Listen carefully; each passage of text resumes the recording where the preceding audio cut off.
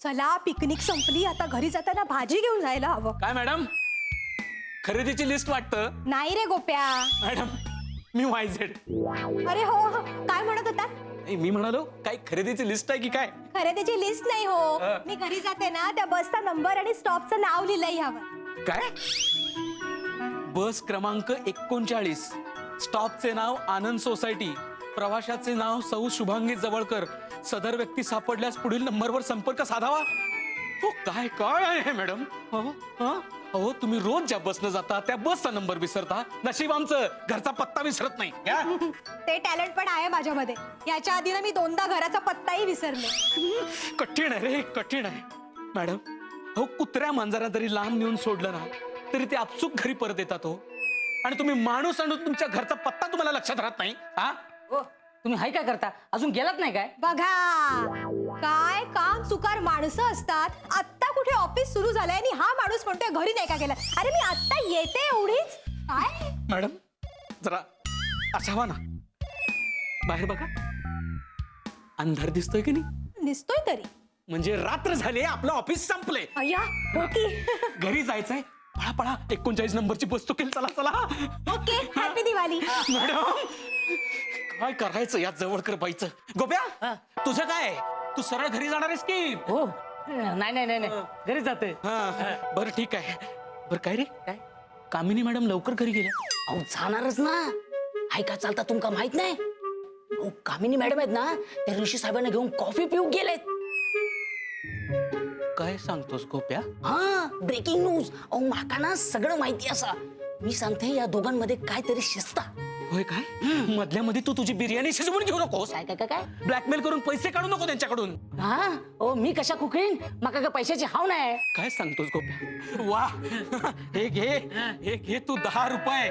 घेता ना, मी पैसे घेत नाही. अरे आनंदाने देतोय. द्या मग. आता का पिढी कडीक होती ना. बातमी दिली सा? ऋषी काय बोलला नाही मला. हा घ्या, या ऑफिसात काय चालता ते कळत नाही आणि म्हणे लोकांचे भविष्य बघता. गोप्या हा 10 रुपये परत दे माझे, माझे दे बरं. नाही नाही नाही, दे. नाही विडी कडीक राहते. विडी कडीक. चला चला, बंद करायचंय, कुलूप लावायचंय. मला नाही. चला. तुमची स्कूटर वाट बघते. चला चला चला. मिस्टर तिळगुळकर, अहो टेबलाखाली काय करताय? लहान मुलासारखे टेबलाखाली खेळताय का आता? नाही खेळत नाहीये मी, शोधतोय. शोधताय? काय शोधताय? पेन शोधतोय. पण तुम्ही तर काहीच आणलं नव्हतं. हे बघा मिस्टर तिळगुळकर, आता वर घ्या, मी तुम्हाला सांगते. आपण एक काम करू, आपण ना वेटरला शोधायला सांगू. ओके? अहो वेटरची काय गरज आहे, मी शोधतोय ना. तिळगुळकर हे ऑड दिसतंय. हे बघा मी बोलवते वेटरला, तुम्ही आधी वर या. Excuse me. राहू द्या ना मॅम, आपलं ठरलंय.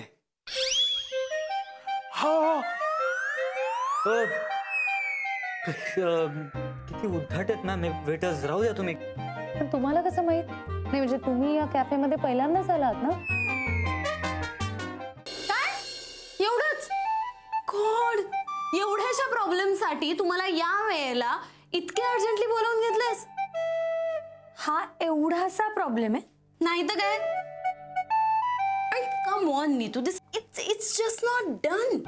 मला असं वाटतं की तू लाईफ मध्येच कन्फ्युज आहेस.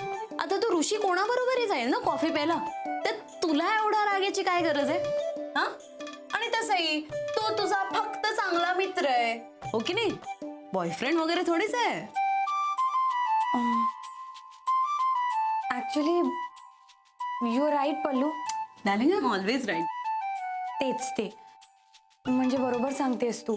मी ना कन्फ्युज्ड आहे, पण अशा वेळेला ना मला आभासकडूनच उत्तर मिळतं ग. पण बघ ना, आज आभासचा पण शो वेळेत सुरू झाला नाहीये. का, काय झालं? काय माहिती, वाट बघते मी आणि ऐक, झालं नाही अजून. But you should be ready ना.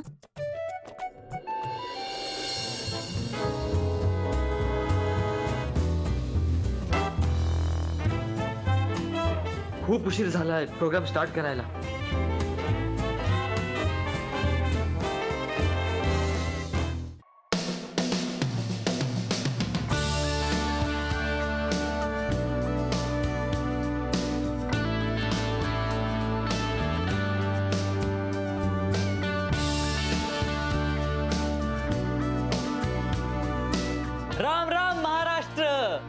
आभास 1 तास जगण्याचा खरा टाइमपास या शो मध्ये मी आभास तुमचा आभास पुन्हा एकदा तुमचं स्वागत करतो. I am really sorry friends, मला आज यायला उशीर झाला.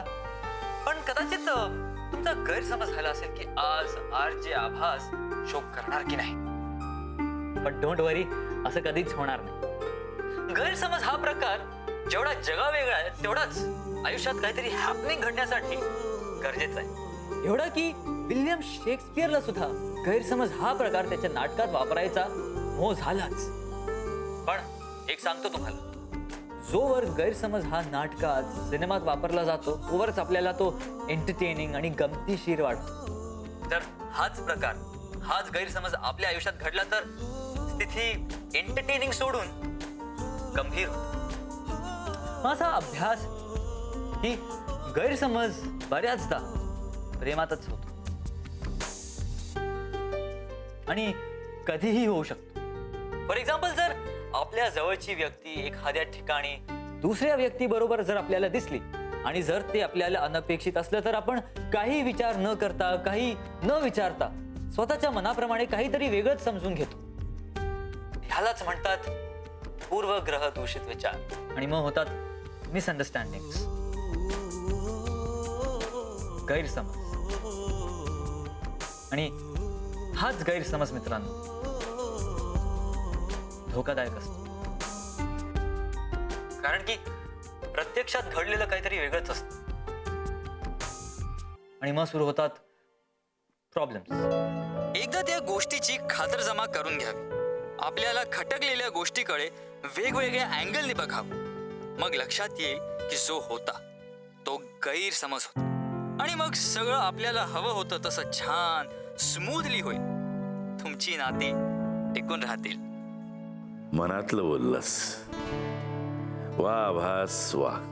आभास आभास आणि फक्त आभास. होय कामिनी, फक्त आभास. बाबा प्लीज, हो काहीतरी छान ऐका, छान छान गाणी ऐका. हे काय सतत आभास.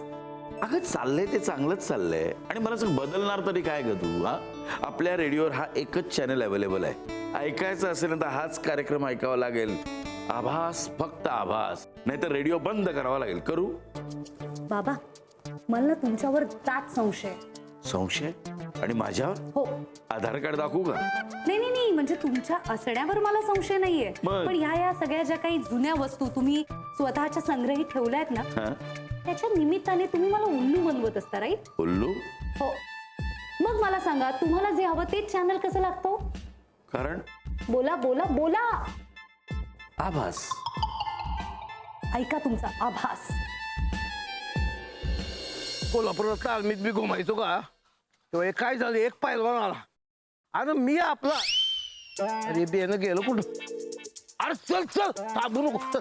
अहो दादा, अहो अहो अहो किती चालवता तुम्ही मला. एक मिनिट ऐक. अहो दादा, इथं नाक्यावरती आईस्क्रीमचं दुकान होतं, पण तुम्ही आईस्क्रीम खाऊन झाल्यावर अर्ध पुन्हा मला चालत फिरवलं. अरे माणसानं चालायला हवं. हा, चल. अहो दादा, पण किती चालायला हवं ना. आईस्क्रीम खाल्लं ना तू? आईस्क्रीम का चोरून खाल्लं का? कशाला मला शिक्षा देताय दादा तुम्ही? अरे मी तुला शिक्षा नाही देते. चल. अहो दादा, मग कशाला एवढं चालवताय? अरे आईस्क्रीम खाऊन तुझ्या कॅलरीज वाढल्यात ना, त्या कमी करण्यासाठी तुला चालत नाही. हा, चला. अहो दादा, तुमच्या एवढा तरुण नाही मी. माझ्या कॅलरीज कधीच जळून खाक झाल्यात. हा, एक मिनिट. हा, बसू द्या बाबा पहिले मला. हा, माझ्या पायात त्राण नाही दादा. माणसामध्ये फिटनेस हवा. अहो पण किती, त्याला पण लिमिट असते ना. मला कुठं ऑलिम्पिकला जायचंय. अरे जो थांबला ना तो संपला.